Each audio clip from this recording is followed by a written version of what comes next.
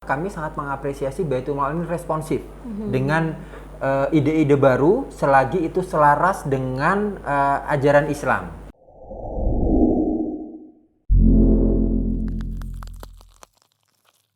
Assalamualaikum warahmatullahi wabarakatuh. Jumpa lagi dengan saya Juliani di podcast Baitul Mal Aceh.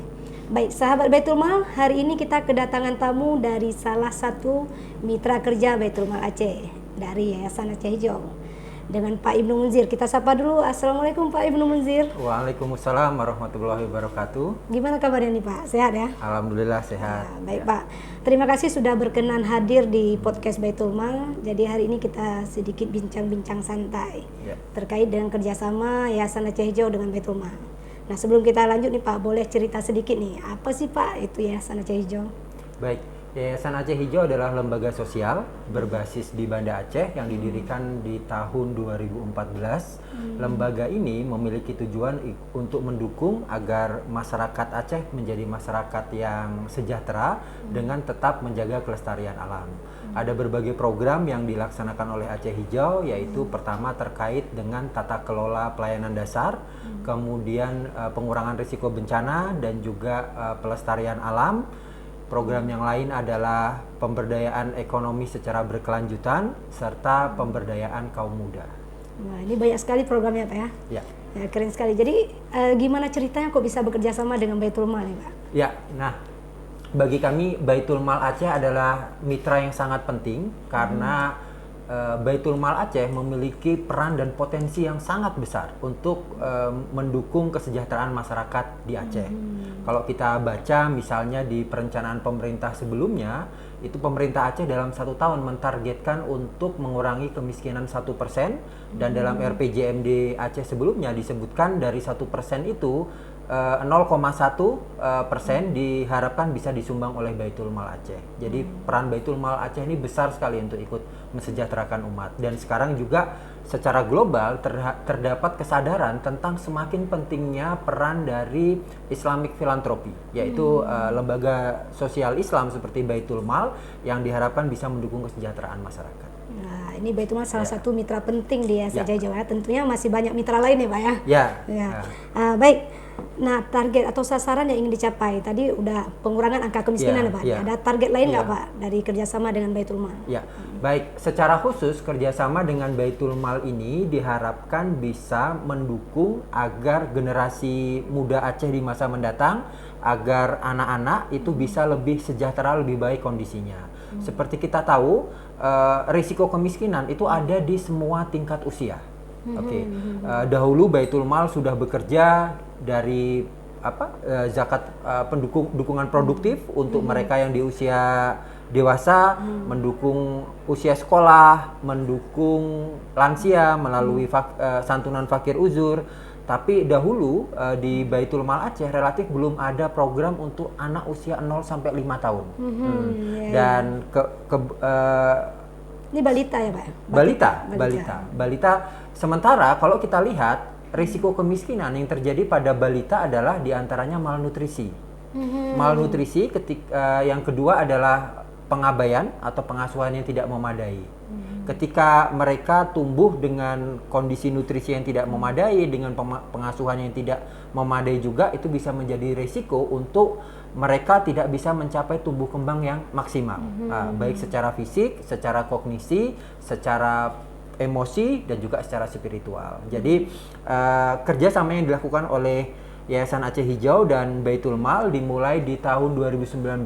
Waktu itu menggandeng peneliti dari Universitas Islam Negeri Araniri untuk mengkaji sejauh mana eligibilitas atau sejauh mana zakat dan infak ini bisa digunakan untuk mendukung program responsif anak.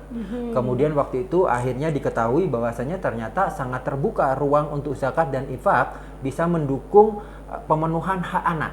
Karena Islam juga adalah agama yang sangat mendukung pemenuhan hak-hak anak. Misalnya di Islam disampaikan pentingnya untuk mengasuh anak dengan baik, pentingnya untuk mendidik anak dengan baik dengan mencukupi berbagai kebutuhan mereka.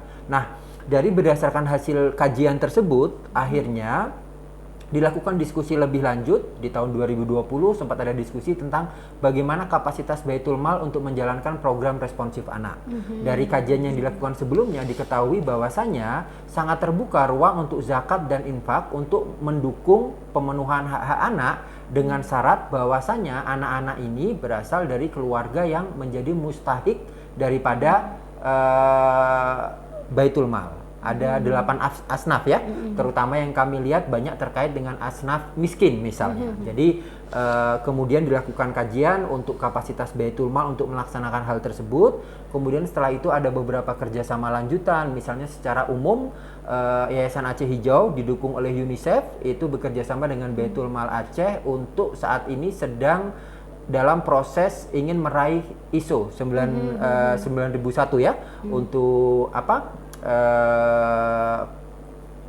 Tata kualitas, penjaminan kualitas di Baitul Mal, yang diharapkan dengan Baitul Mal bisa mendapatkan ISO ini menunjukkan bahwasanya Baitul Mal menjadi lembaga dengan standar internasional. Kemudian juga ada beberapa kerjasama untuk membuat bagaimana panduan-panduan supaya program yang responsif anak bisa dijalankan dengan baik. Misalnya dengan Aceh Hijau sempat berdiskusi untuk menyusun panduan program penanganan stunting untuk anak-anak di Aceh dari keluarga miskin. Kemudian ada program sanitasi dan air bersih itu untuk keluarga miskin yang juga diharapkan bisa berkontribusi pada penurunan angka stunting. Kemudian juga kalau kita lihat bahwasanya dukungan terbaik untuk anak itu dilakukan melalui keluarga mereka.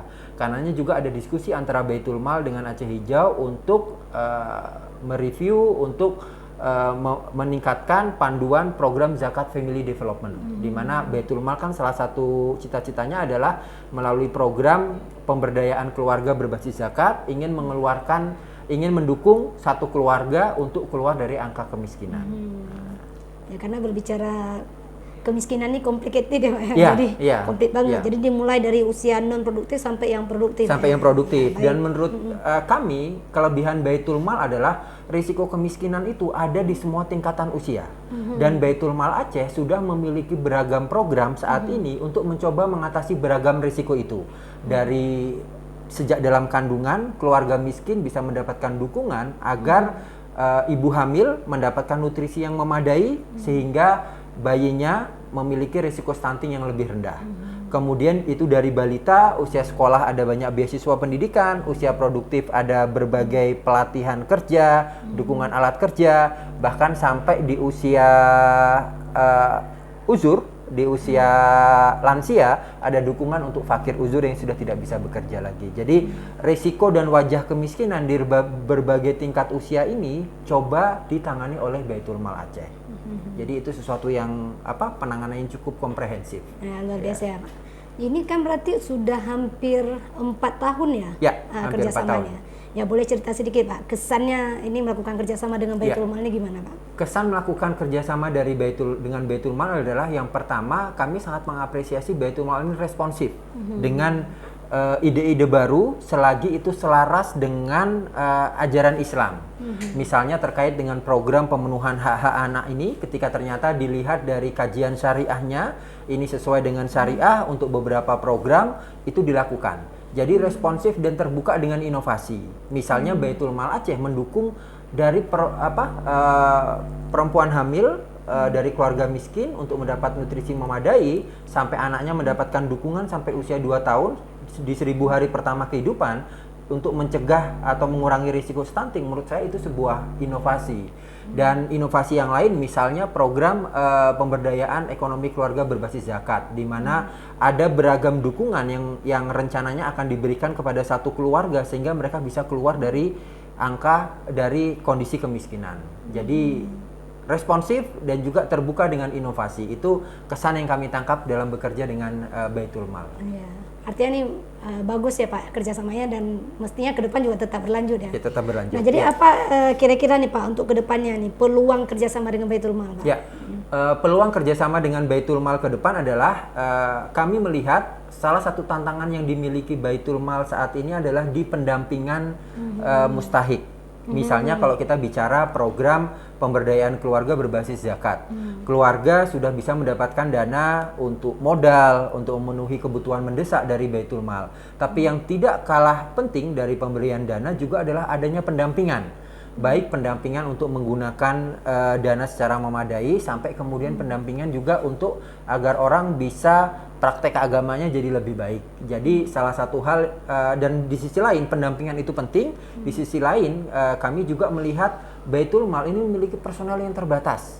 Dengan jumlah personel yang ada, kemudian dengan jumlah ribuan mustahik yang didampingi, banyaknya program yang harus dijalankan, ini masih menjadi tantangan kami lihat. Jadi salah satu hal yang ingin dilakukan oleh Yayasan Aceh Hijau ke depan adalah bagaimana bekerja sama dengan Baitul Mal untuk bisa melakukan pendampingan, terutama untuk program misalnya pemberdayaan ekonomi keluarga berbasis zakat. Jadi itu diantaranya. Kemudian yang kedua kita lihat di Aceh, Baitul Mal ada di berbagai tingkatan. Jadi ada Baitul Mal Aceh, kemudian ada Baitul Mal Kabupaten Kota, kemudian ada Baitul Mal Gampung. Selama ini banyak kerjasama yang dilakukan oleh Aceh Hijau masih di tingkat Baitul Mal Aceh.